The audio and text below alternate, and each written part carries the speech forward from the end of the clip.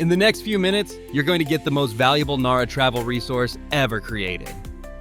I'll walk you through 17 carefully selected locations that maximize every hour of your trip. We'll cover the optimal timing for each spot, how long to spend there, and why each location deserves a place on your itinerary. From Japan's most sacred temples to cultural experiences you can't find anywhere else, this list guarantees you'll leave Nara knowing you saw the absolute best it has to offer.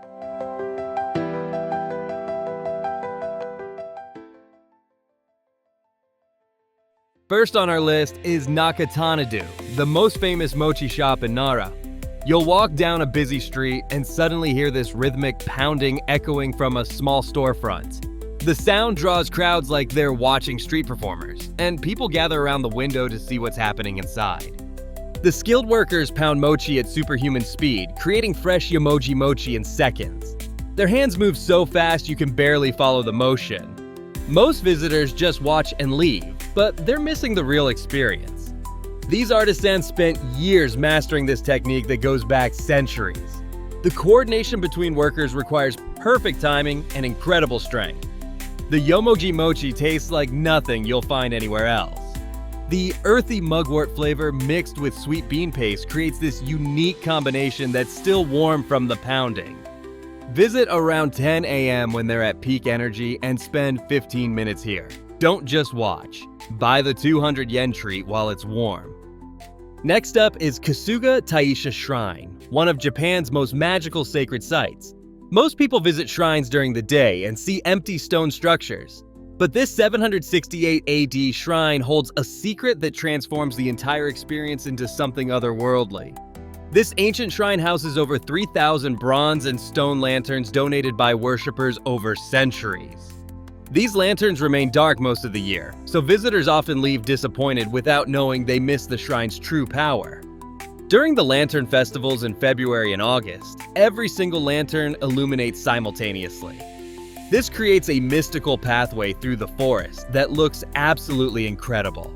Kasuga Taisha developed the Kasuga Zukuri architectural style that influenced shrine design across Japan. The sloping roof that extends over the front became the original template for countless other shrines. If you're visiting during lantern season, arrive at sunset and stay 2 hours. During regular times, visit at 4 p.m. when light filters through the forest canopy perfectly. Spend 45 minutes walking the lantern-lined paths that lead deeper into sacred space.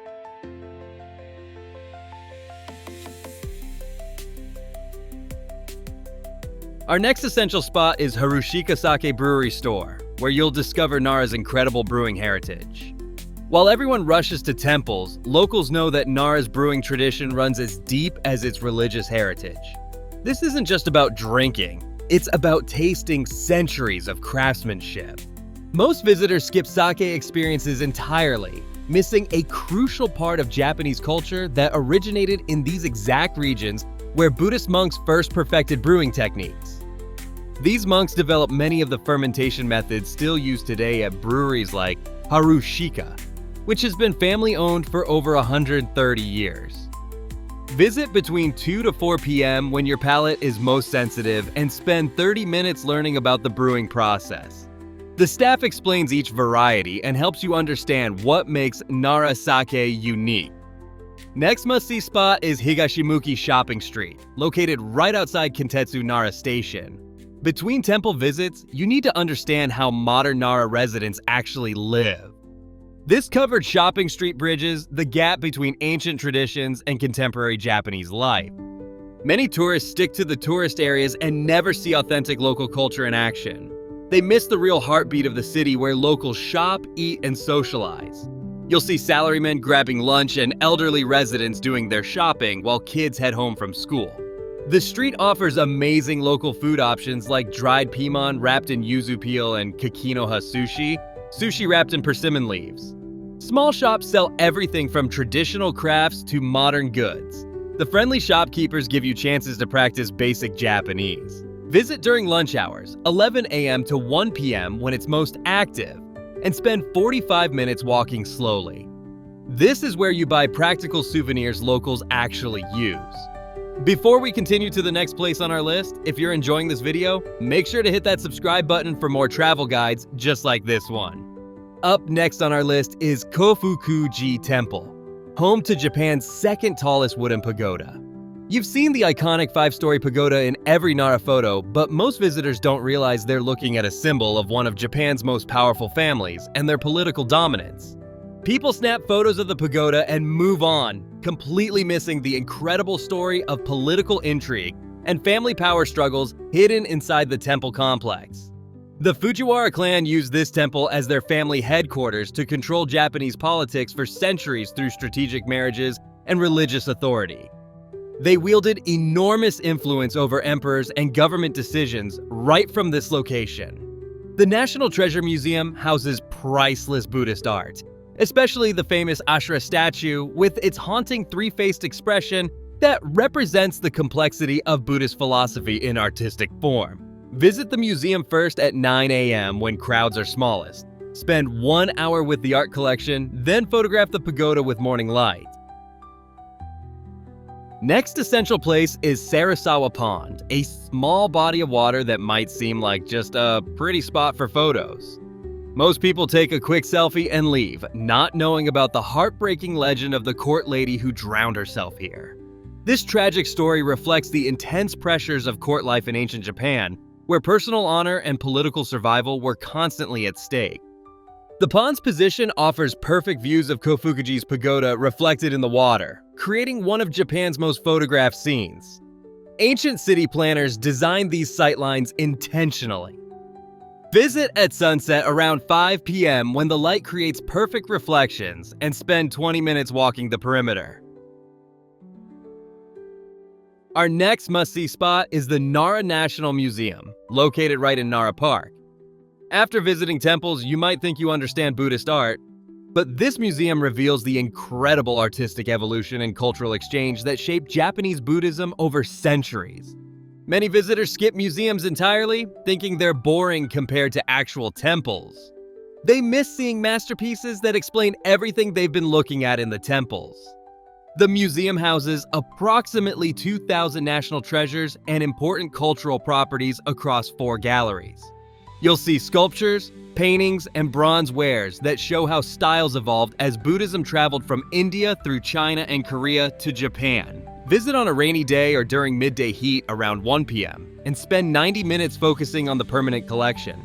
The air conditioning and detailed explanations make this perfect for temple hopping breaks. After this museum, every Buddhist statue you see in temples will tell a richer story. Next on our list is Naramachi, the preserved merchant district south of Nara Park. While everyone focuses on ancient temples, this area shows you how ordinary people lived, worked, and built their communities during Japan's Edo period. Most tourists walk through quickly, seeing old buildings but missing the incredible stories of merchant families, traditional crafts, and social structures that shaped Japanese society for centuries. These machiya townhouses were designed with narrow frontages to minimize tax burdens, which were based on street frontage. The buildings extend deep into the property to compensate for the narrow fronts, allowing space for both shops and living quarters. Former merchant houses now serve as shops, restaurants, and cultural centers that keep traditional crafts alive while serving modern purposes. Visit late afternoon around 3 p.m. when shops are active but not crowded, and spend 2 hours exploring slowly. Many buildings offer free entry and demonstrate traditional crafts. Up next is Naramachi Koshi-no-Ie, a restored merchant house that lets you step inside and experience how Japanese families actually lived during the Edo period. You can look at traditional buildings from the outside all day, but this free attraction gives you the real inside story. Many visitors don't realize this place exists, or they peek inside quickly without understanding how the room layouts and storage systems reveal Japanese values.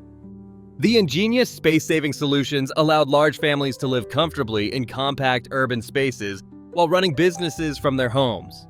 Rooms served multiple purposes and were reconfigured for different seasons. Visit during cooler parts of the day around 10 a.m. or 4 p.m. and spend 30 minutes exploring each room carefully. Volunteers often explain details about daily life and architectural features. This hands-on experience helps you understand the practical wisdom behind traditional Japanese design. Next essential place is Toshodai-ji Temple, which tells one of the most inspiring stories in Japanese Buddhism.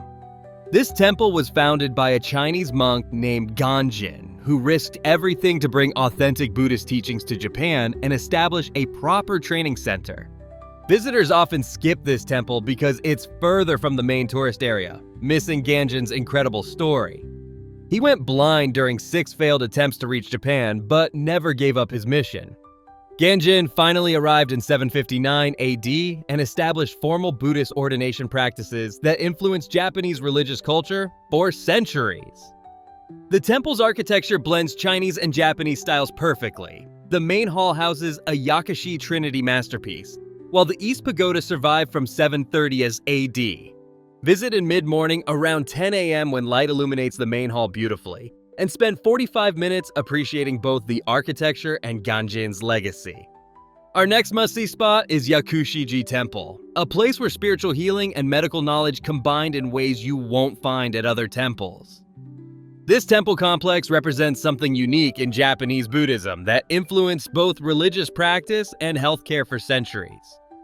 Most visitors see beautiful buildings, but miss the fascinating connection between Buddhist philosophy and ancient medical practices. Emperor Tenmu founded this temple in the late 7th century for his wife's recovery, making it a center for both spiritual and physical healing from the very beginning. The concept of Yakushi Buddha as the healing Buddha made this temple a place where monks studied both spiritual texts and healing practices. The East Pagoda from 730 AD survived multiple fires and demonstrates early Japanese temple design principles with its perfect symmetrical layout. Visit early morning around 9 a.m. when the peaceful atmosphere enhances the healing theme, and spend 1 hour exploring the grounds.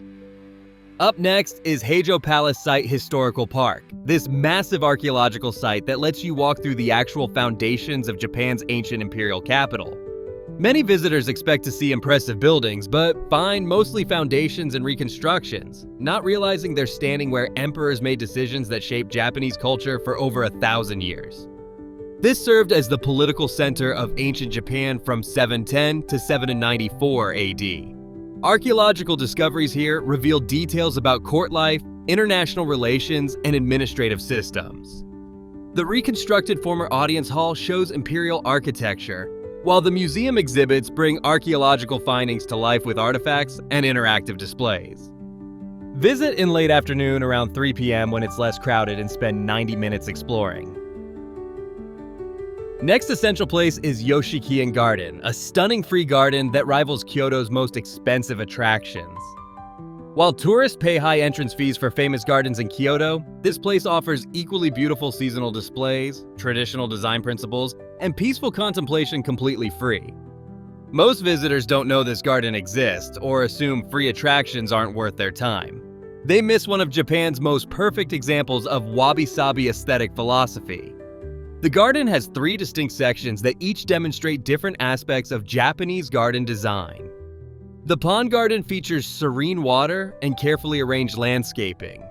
The moss garden offers tranquil, verdant spaces. The tea ceremony garden provides settings for quiet contemplation. Visit during autumn for spectacular foliage or spring for cherry blossoms. Spend 45 minutes walking slowly through each section. Early morning around 8 a.m. offers the best light and fewer visitors. Next must-see spot is Isuien Garden, which tells the story of Japanese landscape design evolution through 2 distinct sections created centuries apart. Visitors often rush through without realizing they're seeing a living textbook of garden design history, where every element demonstrates different approaches to creating harmony between human creativity and natural beauty. The front garden dates back to the early 17th century and features a large tea house next to a pond. The rear garden, created in 1899, centers around a large pond with walking paths, bridges, and stepping stones. The garden uses borrowed scenery technique, incorporating distant mountains and temples into the design, making the space feel larger and more connected to the surrounding landscape. Visit in mid-afternoon around 2 p.m. when light creates beautiful reflections in the ponds, and spend 1 hour appreciating both sections. Next up on our list is Mount Wakakusa, a grass-covered mountain that offers panoramic views of Nara year-round. Once each January, it becomes the stage for one of Japan's most dramatic fire festivals that lights up the entire night sky. Most visitors climb for the views and exercise, not knowing about the Yamayaki festival that transforms this peaceful mountain into a spectacular wall of flames visible for miles. This centuries-old tradition involves burning the entire mountainside. The ritual originated from disputes between temples or as a method to prevent wildfires and drive away wild boars. The 30-minute hike rewards you with panoramic views of Nara's temples and the city beyond. If visiting during the festival in late January, arrive early for good viewing spots and stay for the fireworks and burning ceremony.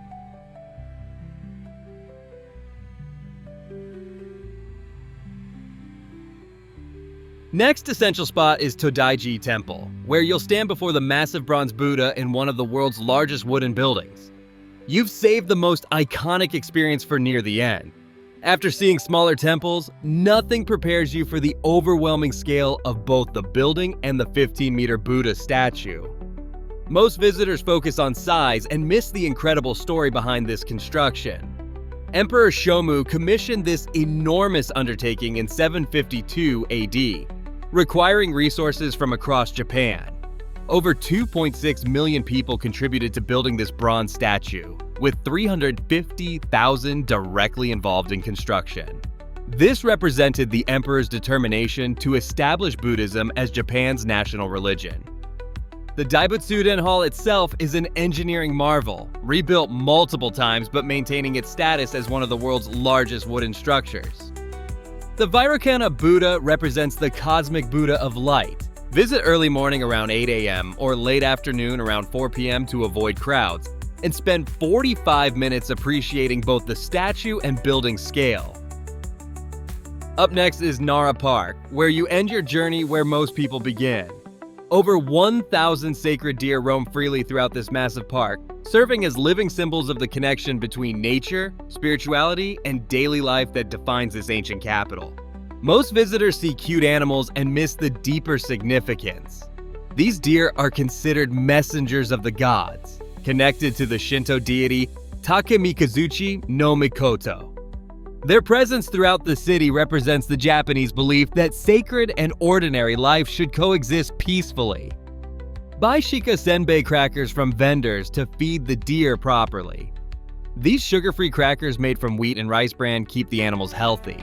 The deer have learned to bow for crackers, creating charming interactions that demonstrate their long relationship with human visitors.